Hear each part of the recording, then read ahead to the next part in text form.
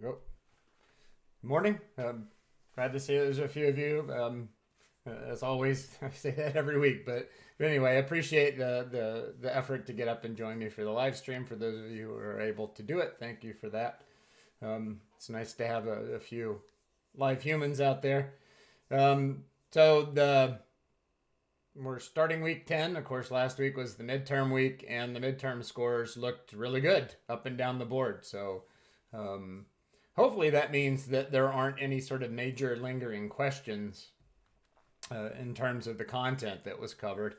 But if there are lingering questions, things on the midterm that you still kind of just haven't hammered home and you'd like me to spend more time with it, then please let me know on Piazza or by Canvas inbox, or if you're here in the live stream, you can drop it in chat. And I'm happy to go back over things. So let's see where we're at here. This week is kind of well, it does have some command line experimentation on it, but it's a lot more about preparing ourselves for the next big event, which is the distribution project. So let me zoom the screen a little bit so you can see this. So I'm on the course homepage. If we scroll down to the schedule, the next big thing is December 4th here, which is the distro project.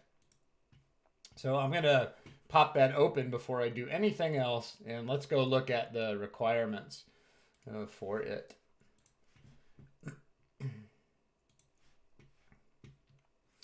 Okay, so on the distribution pardon me, project, you are free to choose any Linux distribution that you would like. Did I leave it open to a freebie, to a beastie? I don't think I did, but you can choose any Linux or Unix distribution that you would like for the distribution project. The purpose of the project is for you to get the experience of going out on your own and doing a bunch of research about a Linux or BSD distribution. And we'll look at the document because I have prepared a bunch of questions for you to address in your research.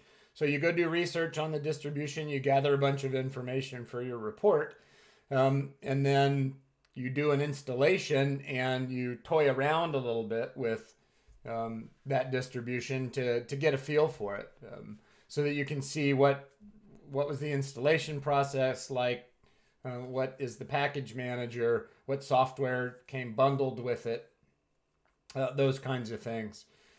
If you are one of the Mac users, one of the people using the UTM software, you can, if you want to, do a full installation. But probably for most of you, what you'll end up doing is you'll go out to the, what do they call it? The market. You'll go out to the place through UTM that lets you pick distributions that other people have prepared, and do it that way. So if it were me and I were using UTM, I would first go look and see what different distributions have been made available to me through UTM. I'd pick one of those distributions, something different than what we've been using. And then I'd go do a bunch of research on that, and then I would launch it in UTM and experiment with it. If you are not one of the Mac users using UTM, if you're one of the VirtualBox users, then you can go through the whole process, which is to do research, download a disk image for your distribution, set up a virtual machine, install it, and do your experiments that way. And I'm happy to provide guidance for that. If anyone wants to see me go through it, it's pretty boring, but I'm happy to do that. But we've done it before, so we've done it with Debian. So you've seen this process. This is a chance to try out something else.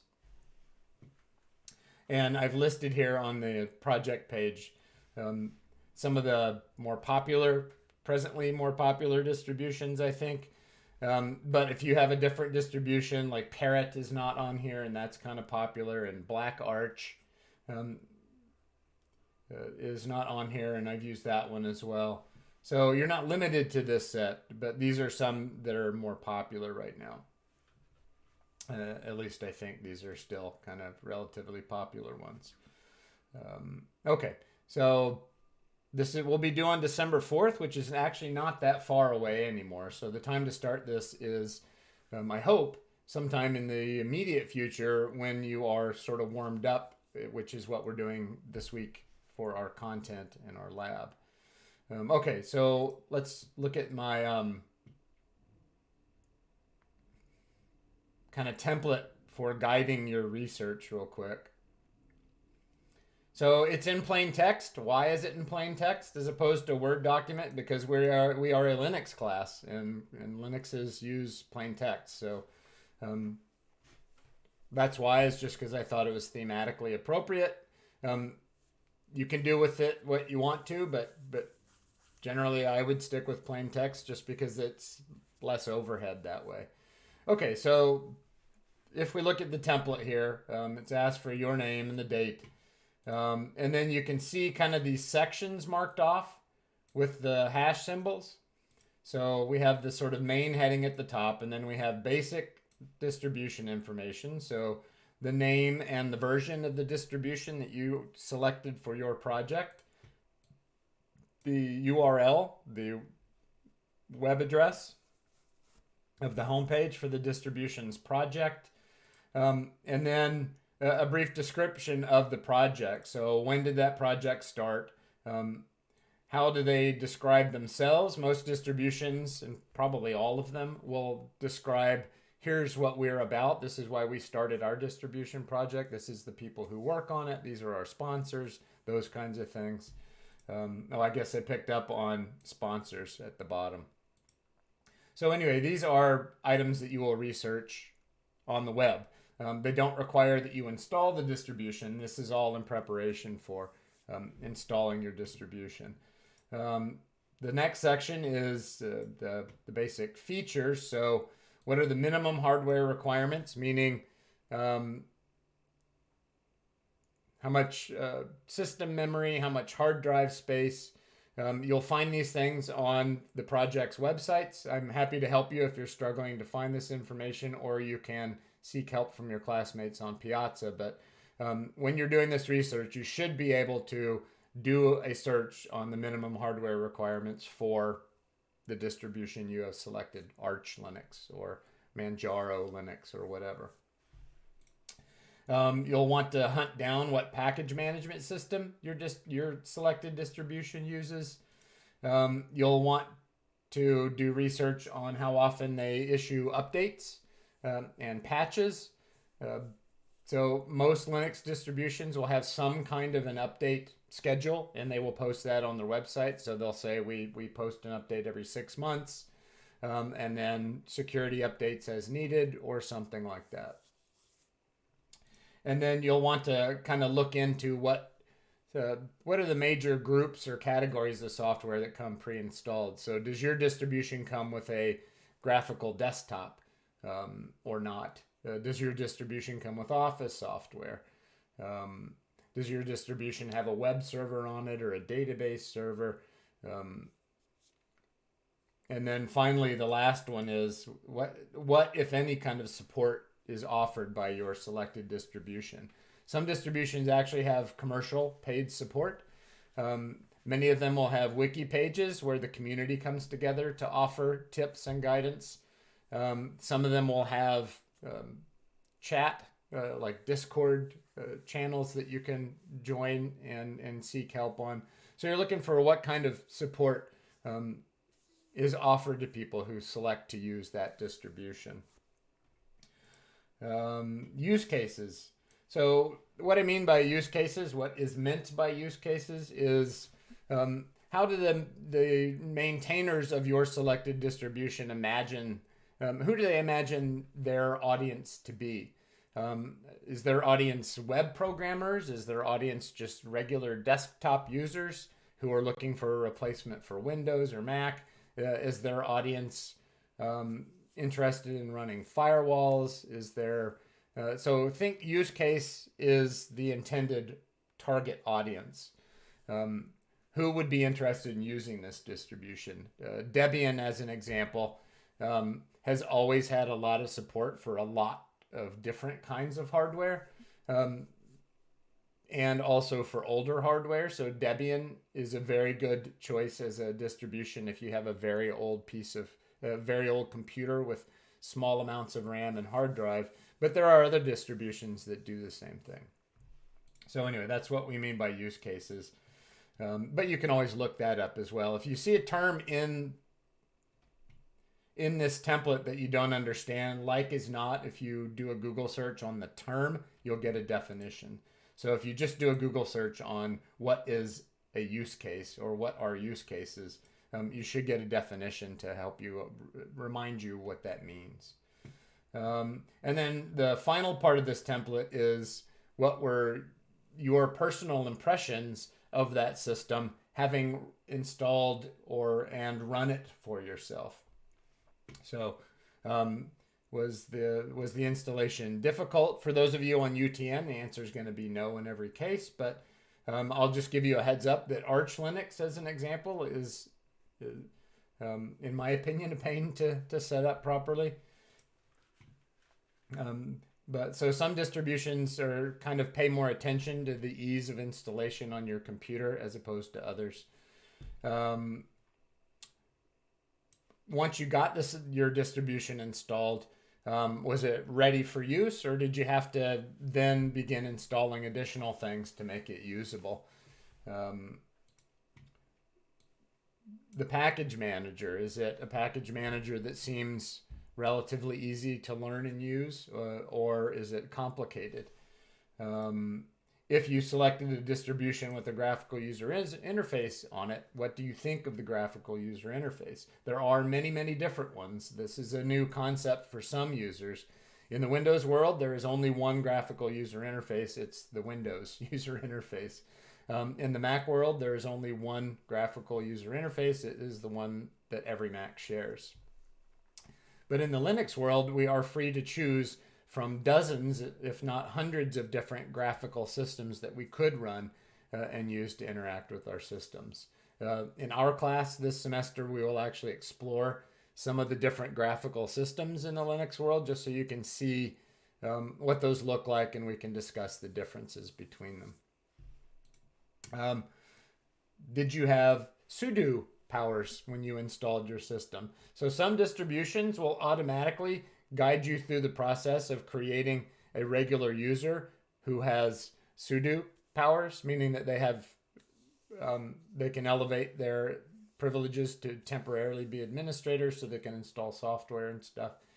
We've done sudo in here. I'll do sudo again today, but that's a question to ask, is did I have sudo powers on installation or not? Do you find that the distribution that you select has an active user community? So does it seem like there's a lot of discussion and there's a lot of support, and that the distribution is frequently maintained, or is the distribution seem a little bit dead in the water? There's a lot of Linux distributions that got started and there was excitement around them, and then people just lost interest. And you might still find them out there, but no one's kind of currently doing any work on them.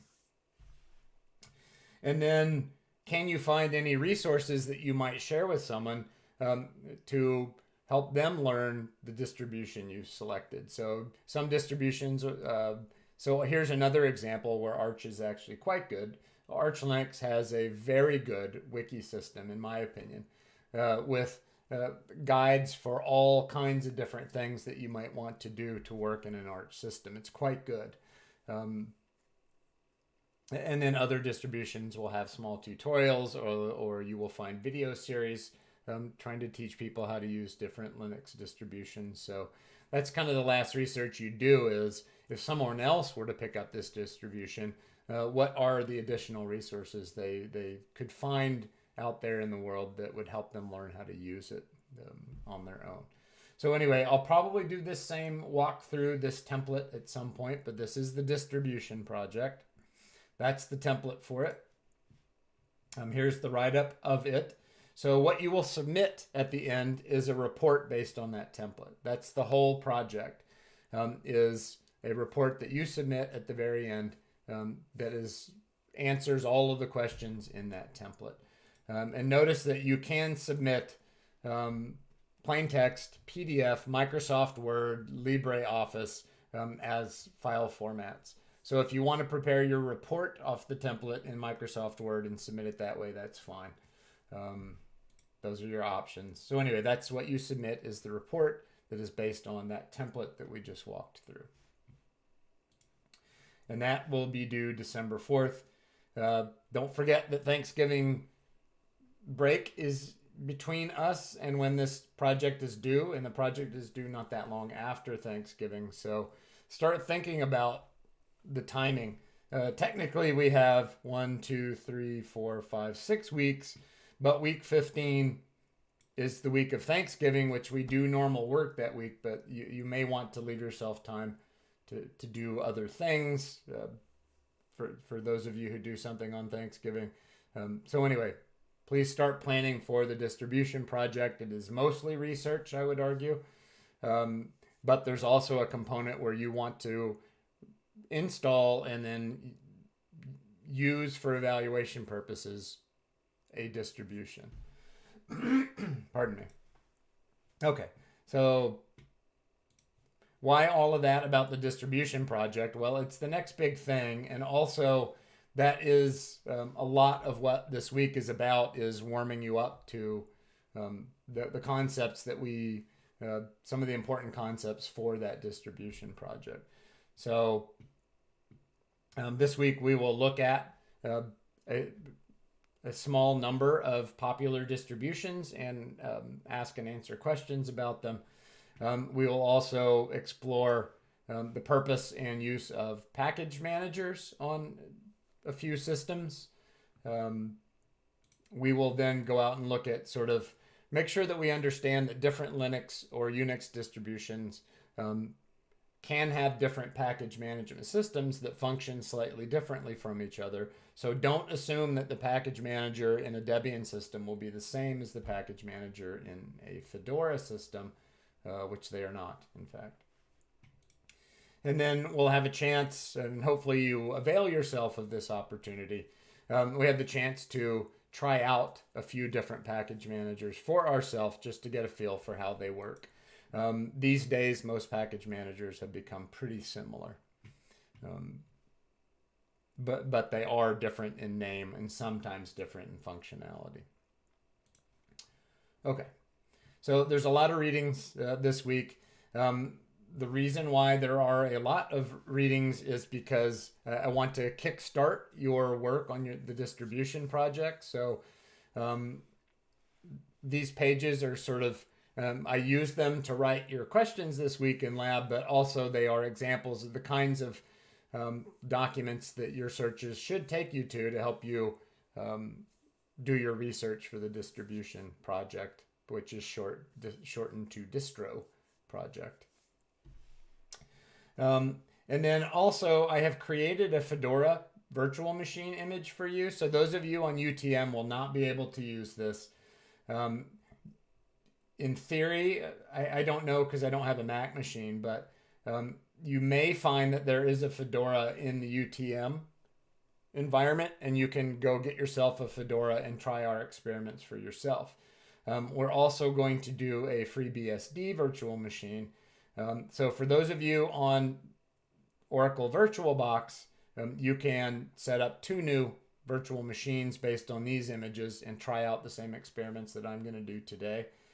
If you are a Mac user and you are in UTM, see if you can find a Fedora to install, launch, and experiment with, and a FreeBSD to install, launch, and experiment with. Hopefully you'll find both of those. If not, that's fine. You can just watch me do the experiments. But ideally, UTM users, you also will have a chance to sort of do some hands-on experiments with a Fedora and a FreeBSD. Maybe one of you who is a UTM user can let me know in Canvas inbox if you have found those things or if you haven't found those things, and maybe I can steer you toward suitable alternatives.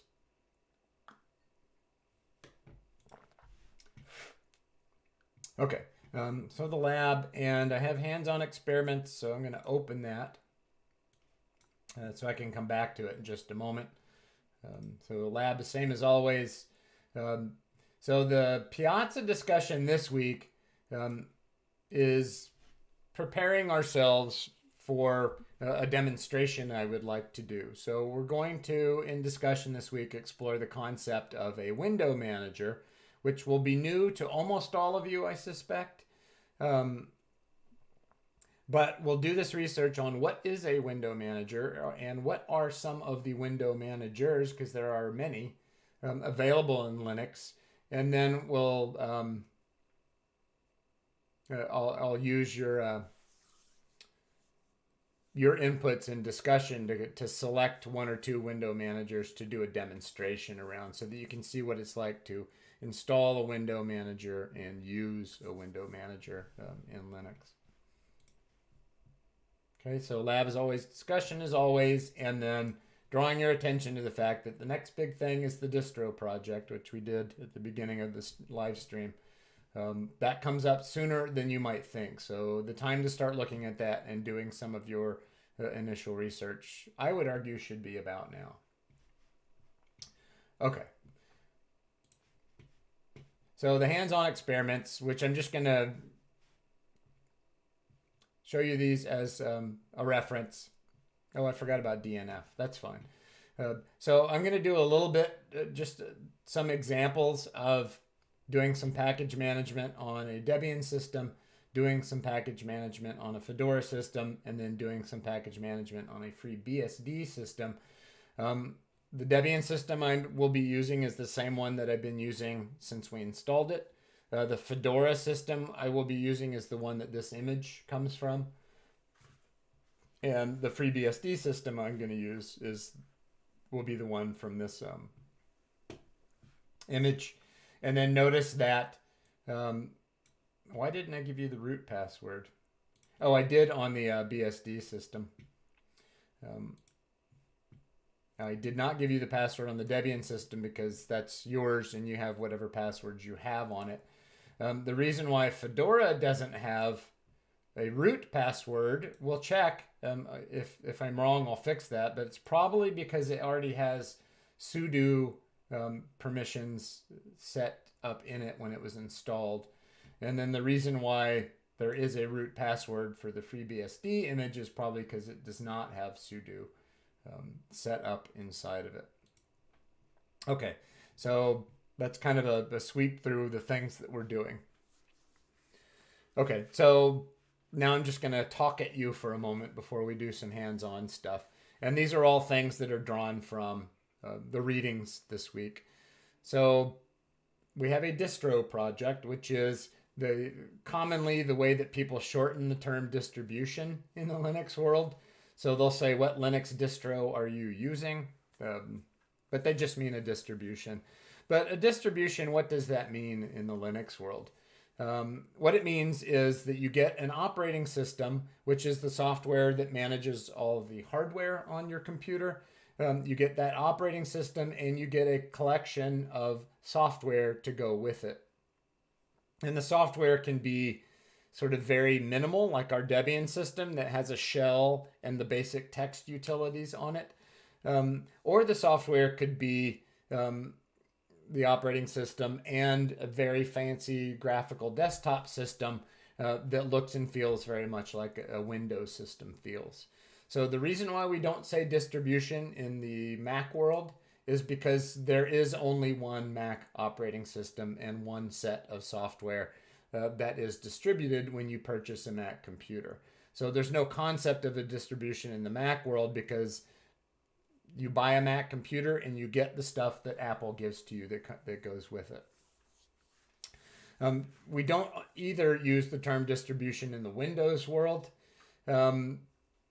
because basically on a Windows computer, you get the operating system and you get sort of the stock set of Windows software. Now, it is true that if you buy an HP computer versus a Lenovo computer, that you might get some add-on software included. But generally speaking, Windows is Windows is Windows, so there's no concept of different sort of packagings of parts of a Windows system. You get Windows, you get the same graphical environment, you get the same standard set of software that goes with it. Okay, so in the Linux world, the reason why we have distributions is because Linux is really just the core of the operating system, the part that manages your hardware, and everything else has to be added in. So people in the Linux world will take the core of the operating system and then make selections of software to go with it based on their own interests and their own what they imagine their target audience would want. They will often combine that with programs that help you install the system on your computer. They will include any more package managers that let you manage the installation and removal and upgrades of additional software on your system. They'll include sometimes extra tools and libraries based on their target audience. So if I'm making a Linux distribution, for example, for web developers, I'm going to include the core operating system. I'm going to include probably a package manager because they're going to want to install, upgrade, remove software over time. I'm going to include tools and libraries that web developers would use, which would include possibly a database server, a web server, the programming tools and environments that web developers would use. I would include all of those things in my Linux distribution whose target audience is a web developer. So that's a lot of words, but anyway, each distribution starts with the core Linux operating system and then adds around that whatever that distribution's participants choose to add around it in terms of extra software, in terms of package management, tools that will assist you to install it on your system, and so on. And you've probably gotten this already, but very often Linux distributions are created by a group of people who have a particular target audience in mind. So they might be creating a distribution for people who want to save money and use old computer hardware, so they make distributions that are suitable for that. There might be someone who just wants to run a web server so they can run a website on it. There might be a distribution for that. There are different distributions that whose target audiences are different kinds of developers. And by developer, I just mean programmers. Typically, there are distributions that are really good to be set up and used as firewalls for security purposes. So hopefully that's enough just to kind of turn you on to what we mean by a distribution, and you have some readings about this week so you can get additional details. It seems a little bit confusing at first until you realize that the core operating system, because it is free and open source software, anyone can take the core operating system and then package it with additional software and then share it with people to help different categories of users have computer systems that are kind of for specific and different purposes. That's true. So Kevin K in chat says Apple gives you what they give you and you like it. That's it. That's true. When you buy an Apple, you get what you get, basically. And you if you don't like it, I guess you don't get another Apple. And if you do like it, then you stick with Apple. That's not to say, of course, that you can't install additional applications, but the operating system, the installer, the package manager, all the core utilities are the same on every Mac system in the world. Yeah, and you either do like it or you don't. So that's a good point, Kevin K. Okay. Where was I at? Oh, yeah, I was talking about distributions. So that is getting a better handle on what a distribution is and what it entails is a big part of what the distro project is about. So that will be what a lot of your research is. I'm hoping to guide you toward is having a better understanding of what a distribution, what we mean by that, and how distributions, what the differences are between them. Okay, for my stuff today, I'm going to focus my experiments on package management, which is a big part anymore of what makes Linux distributions different from each other, is how they do package management. I should say may need. Oh, no, let's say it needs sudo or root for the experiments. Okay, so switching gears a little bit, but this is still related because one of the big pieces of any distribution, and often it's the big piece, it's one of the big pieces that makes one distribution different from another, is their package management system. When we say package management, we simply are talking about how do we upgrade, install, and remove extra software. Just to give you a sense of the differences. So if you are on a Mac, when you get a new application, you download a file and you click on that file, and then typically that file will tell you to drag it to your applications folder and it's installed. That's how the Mac does package management. When you want to get rid of an application on a Mac, you typically go to your applications folder, you click on the application, you drag it to the trash, and it has been removed. The reality, by the way, is that that typically doesn't remove everything of an application, but that's how most Mac users will do it. Is drag it to applications to install it, drag it to the trash to uninstall it.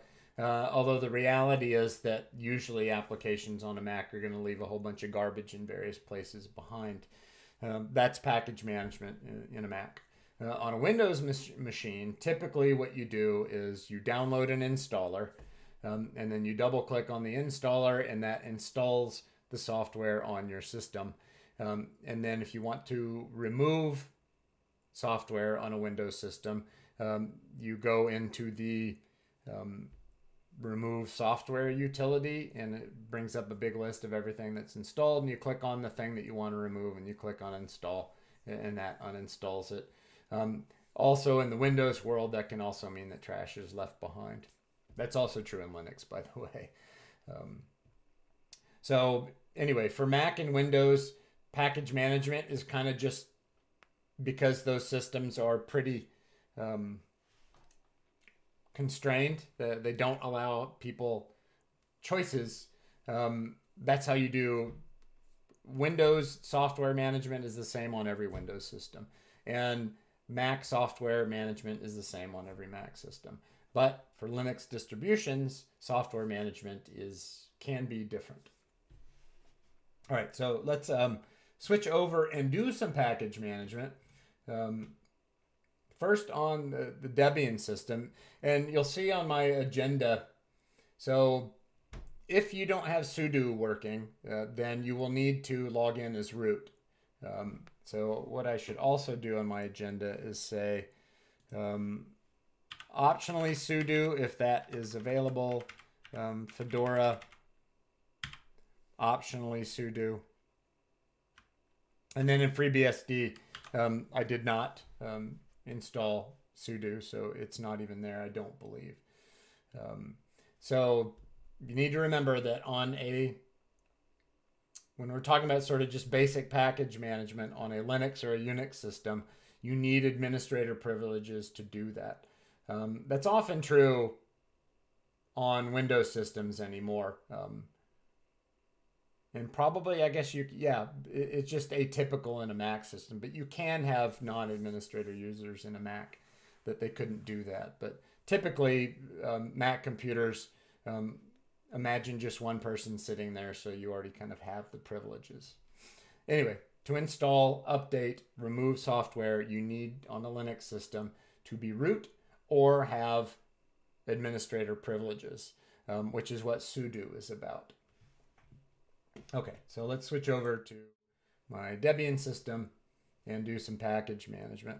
So I have a list of toys, which are just small programs that are funsy programs to try out, so that we can do our experiments.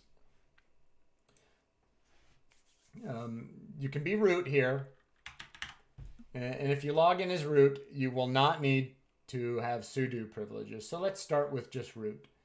I think I used password as the password. I did. So I am logged in as root. So let's go through the basic package management sequence. So what root users or administrative users will often do when they are doing software management is they will first update. So on the Debian system, the package manager is called apt, which most people just say apt. So apt on a Debian system is the package manager. And by the way, there are a lot of distributions that have actually taken the Debian distribution and added things to them. So Ubuntu underneath is a Debian system, which means that Ubuntu also has the apt package management system in it. Xubuntu, which is what many of us... Oh, Kevin K is in chat. Is Pop! OS a Debian-based system, Kevin K? If it is, then it has apt in there too. Xubuntu is a Debian-based system, which means that it uses apt. Yeah, so I think you're right, Kevin K, that Pop! OS is a Debian-based distribution, which means that underneath it will also have apt as a package manager as well. So it turns out that Debian is kind of the parent of many distributions, which means that those many distributions who are children of Debian have apt as a package manager. So we can, by the way, bring up the manual page for apt. Unfortunately, it just says command line interface. And then you can see in the synopsis that there is a list option, a search, a show, an update, an install, which the install requires a package name, a remove, which requires one or more package names, upgrade, full upgrade, edit sources. We're not going to do all of these things, just a few of them. Anyway, apt provides a high-level command line interface for the package management system. So this tool, apt, is how we do software maintenance on a Debian or a Debian-based system. So let's try some of them. So what update does in apt is that it compares the currently available software on the Debian website, basically, with the software that's installed on our system. And it will detect any new software on the Debian website and inform us about that. So you can see here what it's doing is it's reading through several websites. There's it read through 15 websites here looking for the various pieces of software that may already be installed on my system. And then you can see at the end it says 36 packages can be upgraded. So apt update, it did not update the software. What it actually did is update the local software database by comparing it to the central database that has all the most current versions of everything. So if I run apt update, in other words, I will be told whether or not I have software that could be upgraded to new versions. So I have 36 packages that can be upgraded. And I'm going to go ahead and do that. And I hope it doesn't take a very long time, but because I want you to see that. So down here at the bottom, which I can't kind of run my mouse over to help you see it, but toward the bottom, there's a brown N. Right above that, it says 36 packages can be upgraded. It says run apt list upgradable if I want to see what the upgradable packages are. So it's a bunch of all the stuff that says lib on it. Those are libraries, pieces of software used by other pieces of software. I can see something about the bootloader in there. I can see some security related things.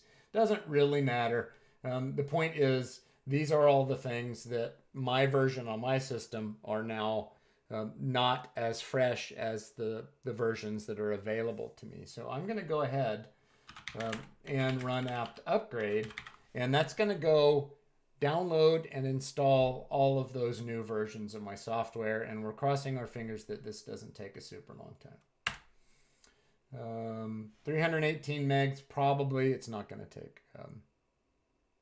You could, yeah. So let me say no to that. So Kevin K asked, could I pipe? So could I say I'm apt list upgradable, and then pipe that to like a grep search looking for something specific, like let's just do the grub ones. So you can, now you lose the colorification, all the pretty green, which is fine, but you'll notice that it filtered my list down to those things that had grub on them. So yes, you definitely can pipe to a grep search, for example. You could also redirect to a file so that you could go kind of read the file at your leisure later. Great question, Kevin K, and you can definitely do that. Okay, so I'm going to go ahead and apt upgrade, and I don't think this will take forever, so I'm going to go ahead and let it go. If it does seem to take forever, I will switch to doing something else in the meantime, but let's go ahead and let it do the upgrades. So all I'm going to do is let the package manager handle the problem of downloading and installing all of the upgradable software for me. And it is going pretty fast, so it'll be fine.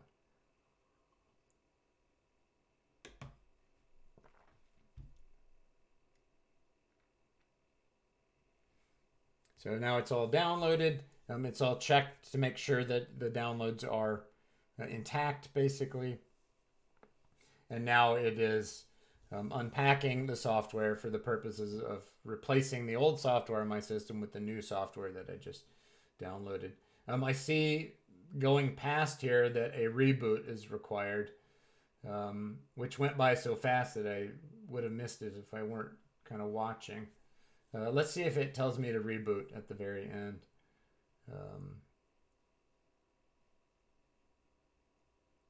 It didn't. I saw flying past on the screen that I should reboot the system. I'm going to do that later. I'm not going to worry about it now. Okay. So there's an update and an upgrade using the apt package manager on Debian, because that's the package manager on Debian. Now I'm going to try to install one of the toys. But before I do that, so you'll see on my agenda, toys to try: CMatrix, Calce, SL, Figlet, Fortune, or possibly Fortune-mod. So package managers will let you search the available software to see kind of what kinds of packages match what you want. So apt has a search utility, and I can say, well, is Calce available? So I'm not going to installing anything in here. I'm just searching the available software to see if there's a piece of software called Calce in there. And it turns out that there are 3 packages that appear to be related to Calce. So there's regular Calce, there is offensive Calce, which I'm not going to install, but apparently the cows can be offensive. I'm not surprised, but I'm not going to install that. And then I see console-based presentation software. I'm not sure why that comes up. And then Xcalce, which requires a graphics system, which I don't have. So let's install Calce. So I'm installing a new piece of software.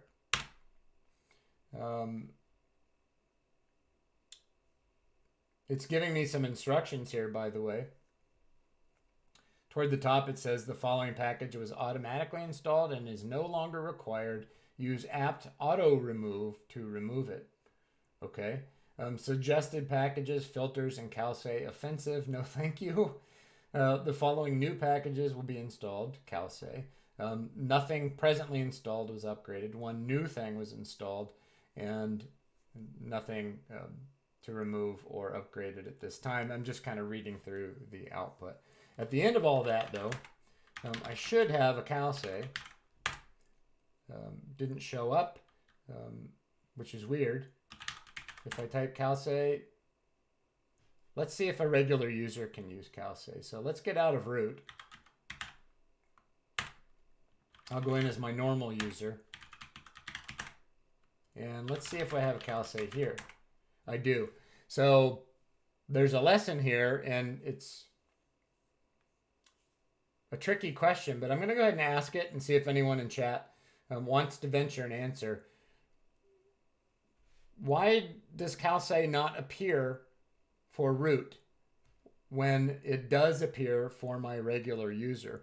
What is different about the root user and my regular user that allows the regular user to see calce but not the root user? It's a tricky question, but maybe someone in chat can come up with what does it mean that one user can easily access calce? It's close. Let's get the right terminology. So RoboGenko says it's installed in the user folder for your regular user, not the root user. That's close. Let's get the technical Linux terminology here. So there's something different about the setup for the user, which is what RoboGenko is getting at. Something about the regular user's setup is different from the root user's setup that makes this command appear when the regular user types it, but not appear when the root user types it. So think back to some of the technical terms we've used to describe how does the shell actually locate the calce command? What information is used to locate a command?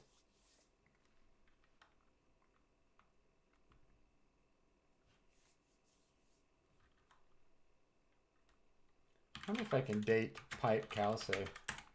Yep. It's a tough one.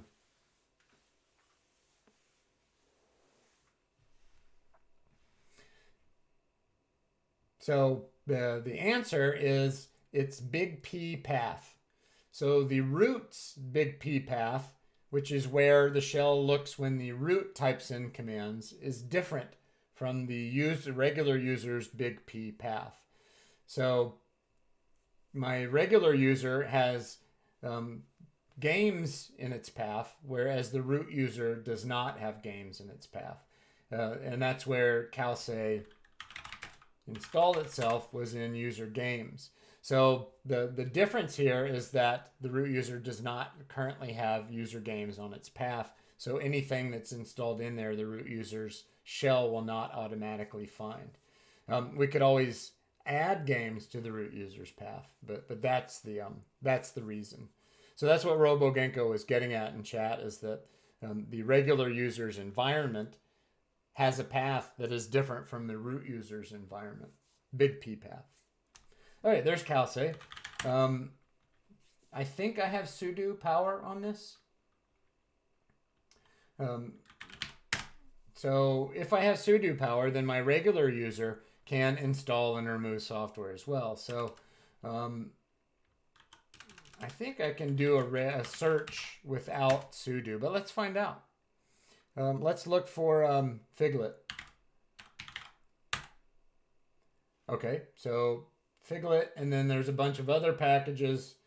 I'm not even going to go, I don't know what this toilet thing is, but I'm not going to do it. I don't think it's anything bad, but anyway, for a live stream, I'm just going to take that as a warning that I shouldn't do that one. But Figlet is there. So first, let's try as a regular user to install Figlet. Okay, so permission denied.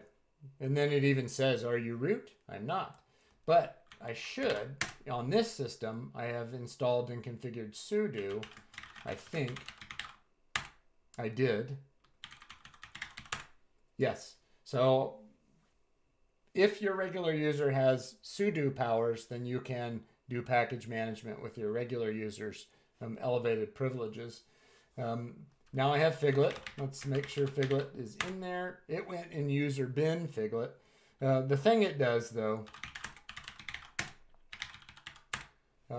is it does little text banners. So it doesn't really serve a whole lot of purpose, but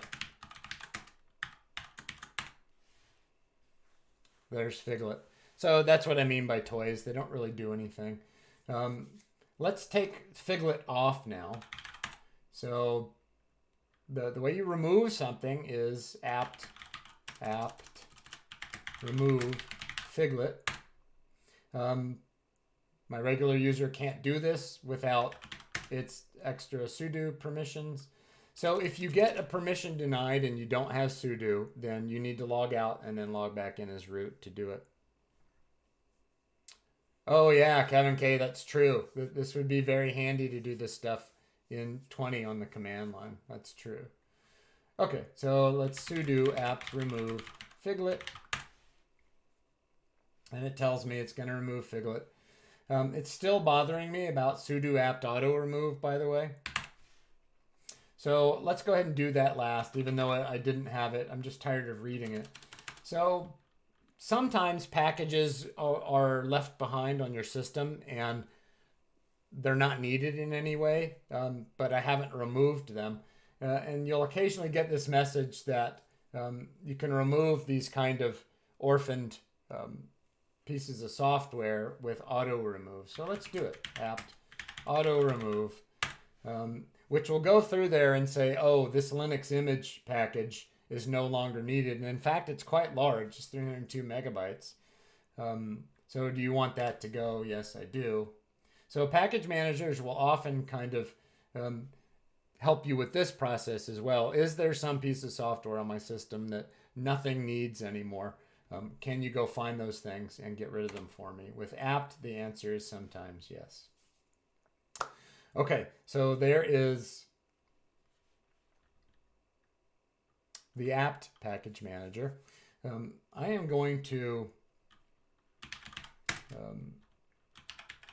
shut down this system manually. This is something that only root can do, but I'll go ahead and show this to you. If this is not required, but if you're interested, the command to take the system to power off mode is shutdown -H, which means halt, and now means don't wait any amount of time. You can actually set up a shutdown command for 24 hours from now, or 5 minutes from now, or 1 minute from now. Shutdown -H now means power off right now. All right, so why did I do that? Because I want to start up a different system. So let's do a Fedora system. This Fedora system is the one that I've linked for your download purposes on the hands-on experiments and also on the lecture and readings and lecture page. So this same image is available to all of you in the same state that it is right now, I believe, if you're running VirtualBox. If you're on UTM on a Mac, see if you can find a Fedora in the marketplace, which is, I think, what it's called. Anyway, I'm going to start this system up, and then I will show you the screen when the screen appears.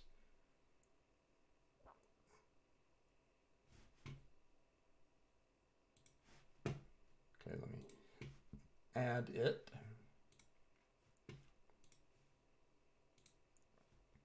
Fedora.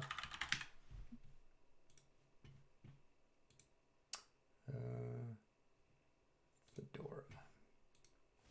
Okay, so here's my Fedora system, and I will get the screen fixed up once I log into it. So I believe, let's switch back real quick. In the hands-on experiments, so to do package management on a Fedora system, we can use DNF and or yum. I'm going to use Yum, but you can use DNF. So I have the Fedora image. I just booted it. The password for the Butte student user is student. Okay. So let's log into, oh wait, you can't. So I'm going to log into that system.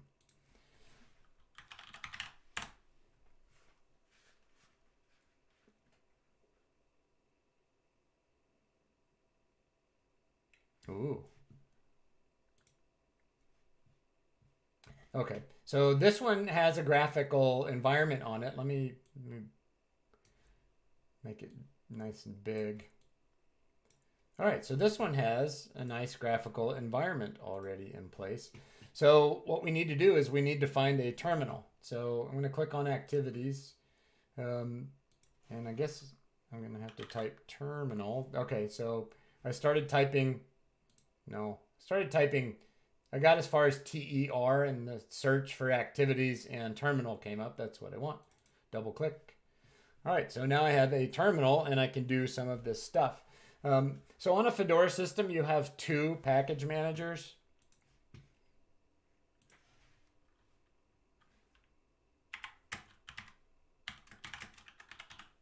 DNF or Yum. Let's use DNF. I think that's the newer one. But we could also do Yum for these same things.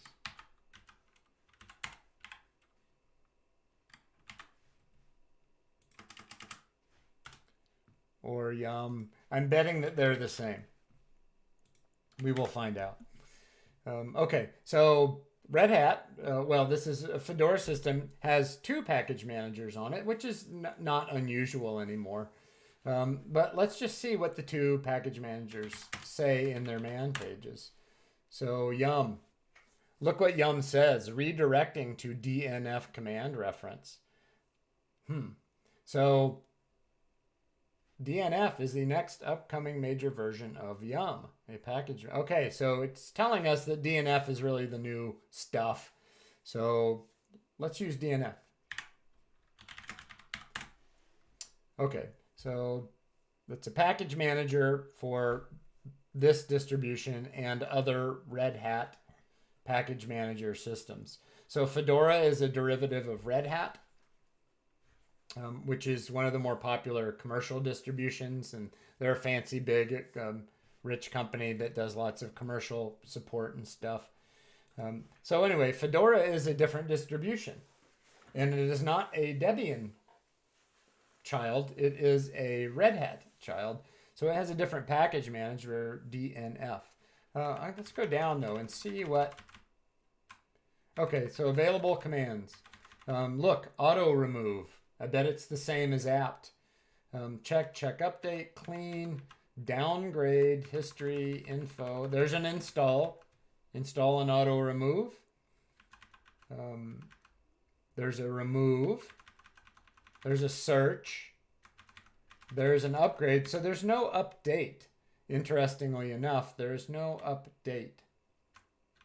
So I'm going to go down and see what upgrade says. I mean, I already kind of know. So sorry, look away if you're inclined to get seasick.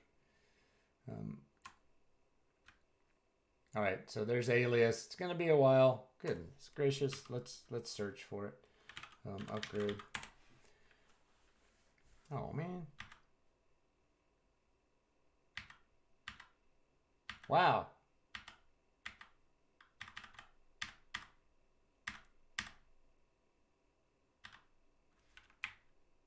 Did I pass it up?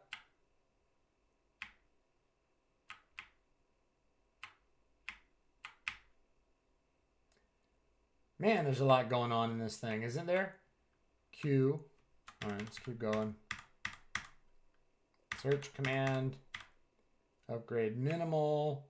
There's the upgrade command. Goodness gracious. Update each package to the latest version that is both available and resolvable. So one thing that's different about DNF, which is the new Yum, one thing that's different about it is it doesn't have a separate update command. You just do upgrade,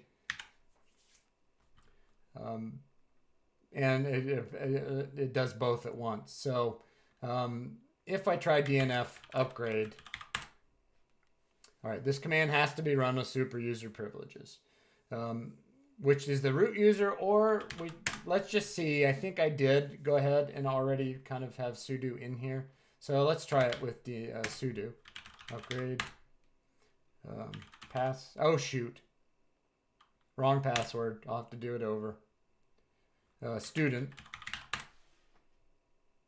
Okay, so notice what it's doing here. Well, if you didn't know what it's doing, it's actually comparing the available software, the latest versions, with what's currently on my system. This is taking a little bit longer, but anyway, the DNF / the new Yum package manager actually does update and upgrade in one step just by typing upgrade. So right now it's reading the available software and comparing it. It will compare it against what's currently installed and then upgrade anything that needs upgrading. I will try to be patient about this since this is going to run me over by a few minutes. So hopefully you're able to stay if you're on the live stream. And sorry for going over a little bit, but I think that this is kind of one of those things about Linux that's very different from Mac and Windows that it's worth taking the extra time for so that people have seen it.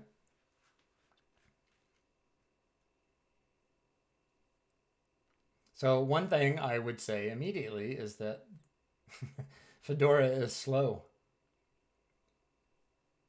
I don't know why this is so slow.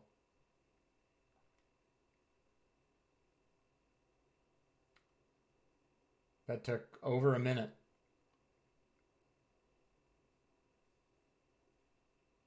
And now I'm just waiting.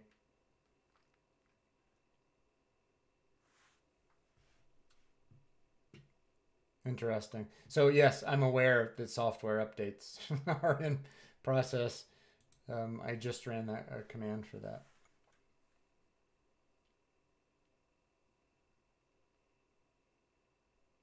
So if I were doing my distribution project, I would make note of the fact that it's possible, this may be unusual, but it's possible that Fedora software upgrade is, for whatever reason, slower than I'm used to on a Debian.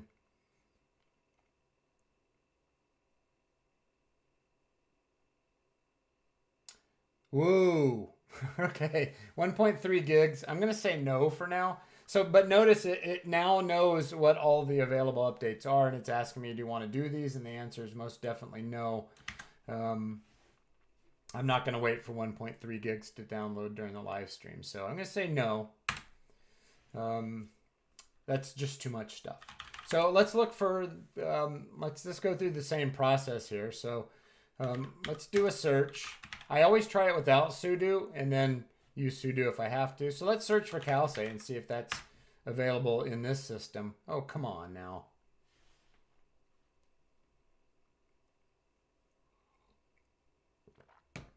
This is the only toy I'm doing if I managed to. You're kidding me. We just read this.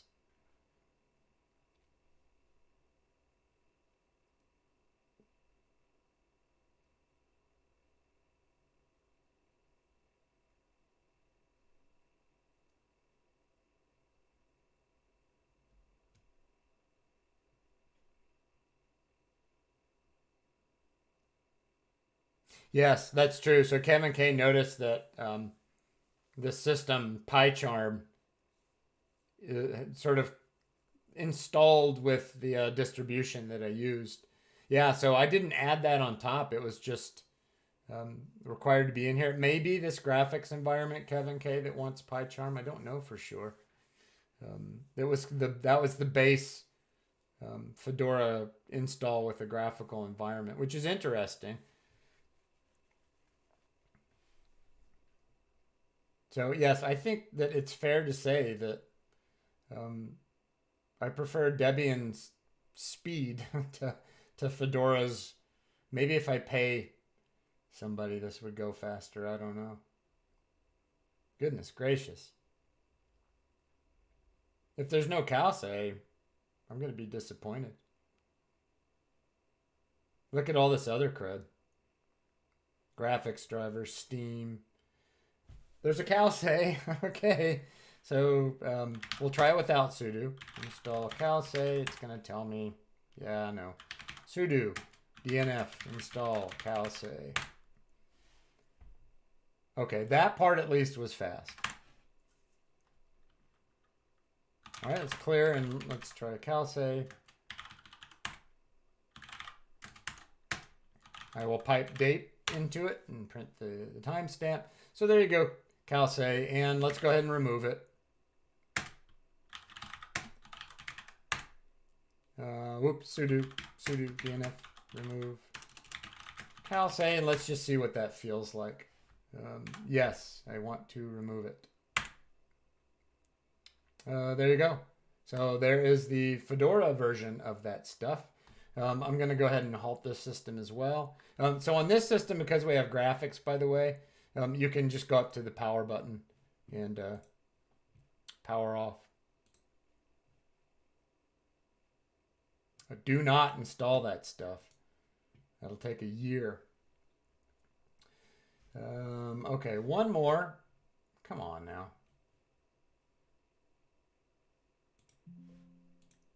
All right, one more, which is the FreeBSD system. So I will just quickly say that FreeBSD is not Linux. FreeBSD and all of the other BSDs is a Unix, and its lineage goes back to commercial, like industrial Unix systems of the 60s. Linux was created from scratch by a guy named Linus Torvalds back in the early 90s. Linux was meant to sort of have all of the same common features and functionality of Unixes. The reason why Linux was created, and many of you probably already know this, the reason why Linus Torvalds created Linux is because he wanted to use a Unix, but he couldn't afford the money to buy one of the industrial versions of it. So he made one of his own, which has now become more popular than the commercial Unixes. But in the years since, Unix has become a little bit more open, so people have managed to take Unixes and make distributions of them.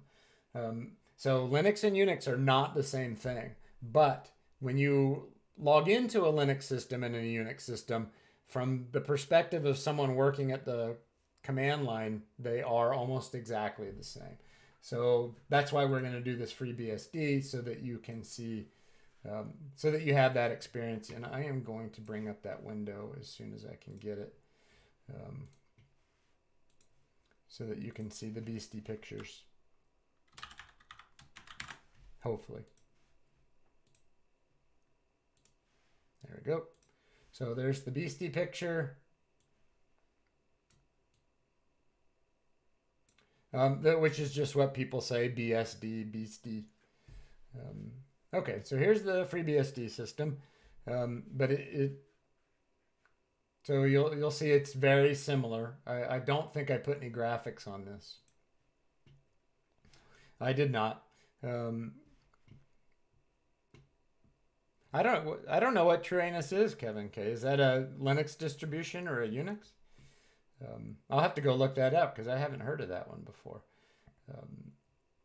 Okay, I'm going to switch back real quick and check. So the username is Butte, B-U-T-T-E, on the FreeBSD system, and the password is student. But I'm going to do package management, which on the FreeBSD system is going to have to be root. So let's log in as root.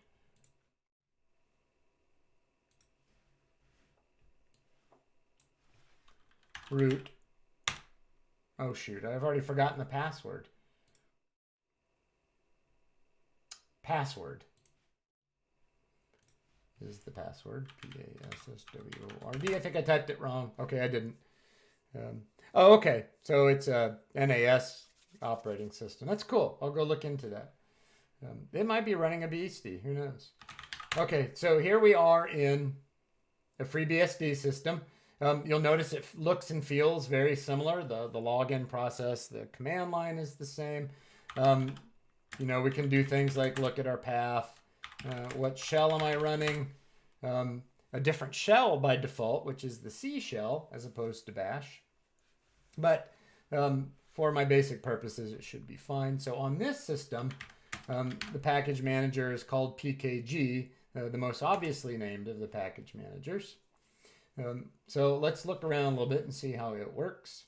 So what are the commands that we might be interested in? We're not going to mess with configuration, files, examples. All right, so here's some. There's a search, there's an install, there's an upgrade, there's an auto remove.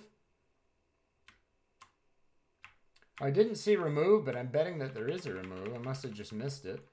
So one thing to note is that the package managers all kind of mirror each other a little bit. So let's try upgrade here and see what happens. I'm root, don't forget. I'm root.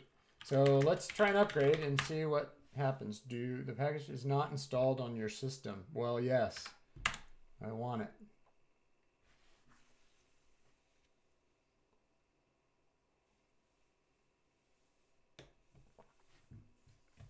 Okay, so now we're getting some software database information. What's the available software? We're all happy with that. Your packages are up to date. I'm going to try it one more time. Is that true? Yeah, okay. So the software on this system is fully up to date. Neat. Let's do a search. Let's see if Beastie has a CalSay in it. Or let's try something else. Let's try SL or C matrix. There is a C matrix. I'm told that I just use install for this. Yes, it's tiny. I want to install it. All right, so let's see if we get a C matrix. Aha, it's on my path as root. Neat. All right, let's try it.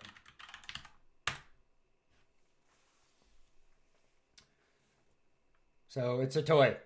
Kind of like a text-based screensaver. Control C, I'm going to send a signal to it, and hopefully it respects my Control C signal. It did. Awesome.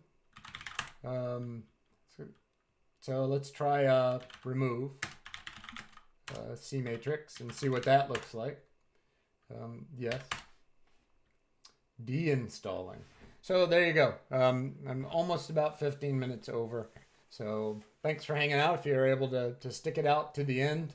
So there's package management on a Debian system with apt, on a Fedora system with DNF, the new yum, and a FreeBSD, which is actually a Unix, not a Linux, but with its PKG package manager. And all three of them, for the most part, had the same usages, right? Install, remove, update, an extra step on a Debian, upgrade to upgrade software. They all had auto remove. They all had search utilities built in. So pretty neat, and I like this C matrix program a lot. I didn't know it was going to be that awesome, but it is. Let me see if SL comes up. That's probably, ooh boy.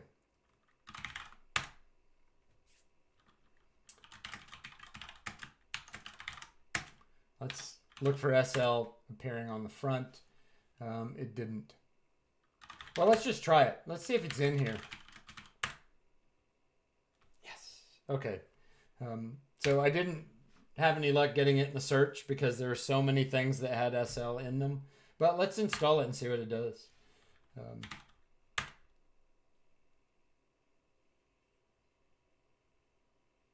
Okay, that's pretty dang cool. Control C. Oh, it just run.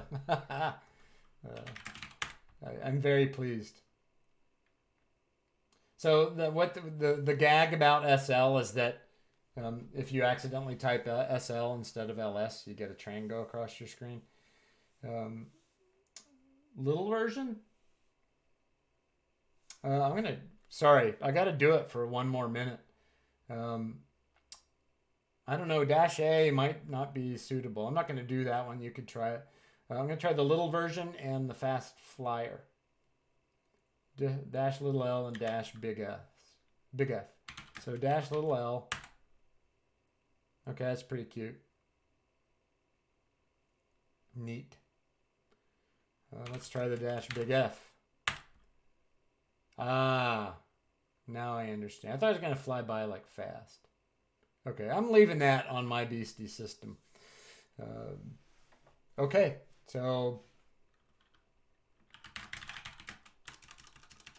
I'll leave this. Yes. Oh my goodness. I didn't know I was going to be punished. Okay, by a big download.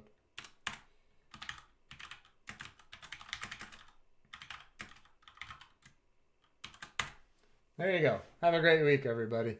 I'm glad that the midterms went well for 99% of everybody, so that's great. Hopefully you felt good about it and that you're not having any doubts about where we're at. So distribution project, time to get started on that, hopefully sooner than later. This list of toys all kind of do this sort of thing. Just they're a small and easy way to experiment with packages, installing them, removing them, toying around with them. They're kind of fun and cute. So that's where I'll leave it. Thanks again for bearing with me as I went over the hour that I normally try to stay in. Yeah, distribution project, lab and discussion, as always. Distribution project is not due till December 4th, but please, the time to look into that is sooner than later, because once we get closer to any of the holidays, then things for most of us start to get a little bit more chaotic. So, yeah, thanks again. Have a great week, and I will see you on Monday morning next week.